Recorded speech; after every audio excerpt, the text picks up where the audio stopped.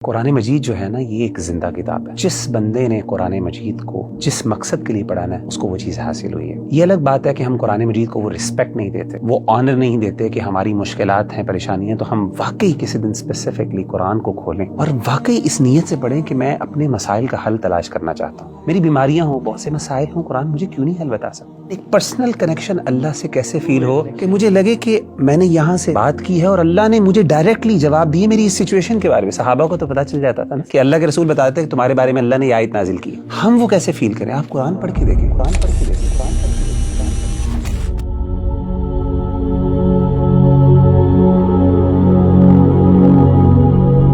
میرا بھی ایک عام انسان جب بھی کسی سے کمیونیکیشن کرتا ہے اس کی خواہش ہوتی ہے کہ اس کو رسپانس ملے اور رسپانس جلدی مل جائے.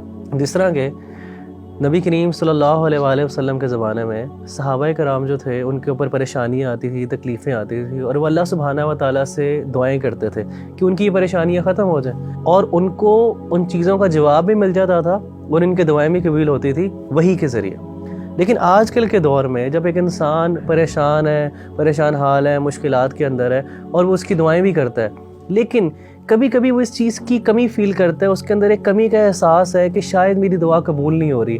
تو میرا بھی سوال یہ ہے کہ وہ جو احساس ہے کہ انسان کے اندر وہ احساس اور وہ ایک مطمئن ہو جائے اس چیز سے کہ اللہ نے میری دعا سن لی, اور اللہ سبحانہ و تعالیٰ کی طرف سے اس کو احساس بھی آ گیا ہے کہ اس کی دعا قبول ہو گئی ہے. تو یہ احساس کیسے ایک انسان اپنے اندر پا سکتا؟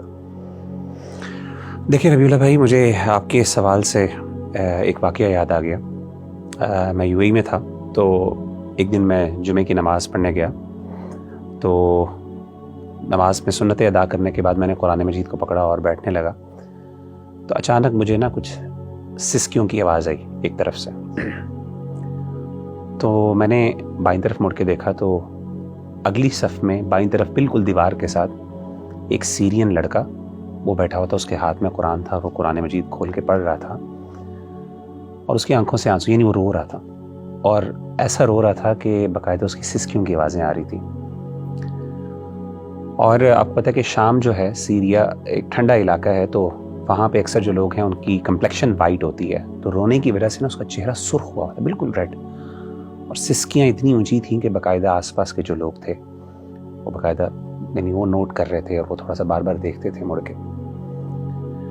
اچھا, جب میں نے اس بھائی کو دیکھا نا تو مجھے بڑی محبت فیل ہوئی اس سے, ایک ایمانی محبت اور ایک کیفیت تھی. میرا دل چاہا کہ میں اس سے اٹھوں اور اس کو جا کے گلے لگاؤں,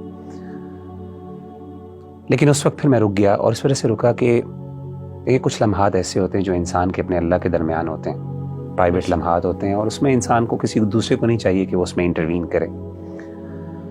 تو میں رک گیا اور میں نے کہا کہ شاید چلیں, جیسا ہے ایسا ہی ہونے دیں. اور میں تھوڑا سا متاثر بھی ہوا, رشک بھی کیا کہ کس طریقے سے 7 سال لڑکا تھا, یعنی کوئی آپ سمجھیں کہ اس کی کوئی بہت زیادہ داڑھی بھی نہیں تھی, کوئی بہت زیادہ پریکٹسنگ آؤٹ فٹ یا لک بھی نہیں تھی اس کی. تو اس کے بعد جب میں نے یہ دیکھ لیا اور میں نے کہا چلے میں اپنی قرآن مجید کی تلاوت کرتا ہوں, تو جیسے ہی میں نے قرآن مجید کھولا تو عجیب بات اور بڑے حیران کن بات یہ ہے کہ جو سب سے پہلی آیت میری نظر میں میرے سے نظر کے سامنے آئی, حالانکہ میں نے رینڈملی کھولا, کوئی اسپیسیفکلی کسی, سب سے پہلے جو آیت میرے سامنے آئی, سبحان اللہ, میں حیران ہو گیا وہ پڑھ کے. وہ 7 چیپٹر کی پہلی آیت تھی, اور وہ آیت کیا تھی؟ وَإِذَا سَمِعُوا مَا أُنزِلَ إِلَى الرَّسُولِ تَرَىٰ أَعْيُنَهُمْ تَفِيضُ مِنَ الدَّمْعِ مِمَّا عَرَفُوا مِنَ الْحَقِّ. کہ جب وہ رسول پر نازل کردہ کلام کو سنتے ہیں تو اے نبی صلی اللہ علیہ وسلم آپ دیکھتے ہیں کہ ان کی آنکھیں بہہ پڑی, وہ رو رہے ہیں. یعنی قرآن سننے سے ان کے دل ڈر جاتے ہیں, نرم ہوتے ہیں, اور ان کی آنکھوں سے آنسو بہہ پڑتے ہیں. کس وجہ سے؟ مما عرفوا من الحق, کہ جو حق انہوں نے اپنے رب کی طرف سے جو اللہ نے بھیجا اس کو پہچان لیا. سبحان اللہ, یعنی یہ وہ ایسی کیفیت تھی کہ آن دا اسپاٹ مجھے جیسے لگا کہ اللہ تعالیٰ نے یہ آیت جو ہے, میں نے یعنی یہ اٹ واز ناٹ اے کو انسیڈنس. دیکھیں ہم لوگ جو ہے نا, we are not the people who believe in the coincidences. We believe کہ ہر چیز, ہر ایکشن, ہر پریکٹس جو دنیا میں ہو رہی ہے اس کے پیچھے اللہ کی حکمت کار فرمان. تو میرا دل چاہا کہ میں اس کے ساتھ یہ آیت شیئر کروں, میں کہوں کہ مجھے یہ آیت میں نے سنی ہے, اور مجھے ایک قسم کا اللہ نے, کیونکہ میں I was thinking about that person کہ یار کیوں رو رہا ہے, اور پتہ نہیں کیا فیلنگز ہیں، اس کے جذبات ہیں.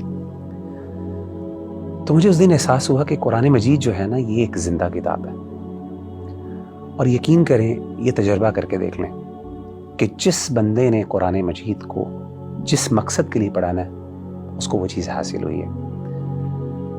یہ الگ بات ہے کہ ہم قرآن مجید کو وہ رسپیکٹ نہیں دیتے، وہ آنر نہیں دیتے کہ ہماری مشکلات ہیں، پریشانیاں ہیں، تو ہم واقعی کسی دن اسپیسیفکلی قرآن کو کھولیں اور اس کو پڑھیں، اور واقعی اس نیت سے پڑھیں کہ میں اپنے مسائل کا حل تلاش کرنا چاہتا ہوں. یعنی میرا دل بے قرار ہے، میرا دل جو ہے وہ وحشت ہے، اس میں مجھے اطمینان کی ضرورت ہے.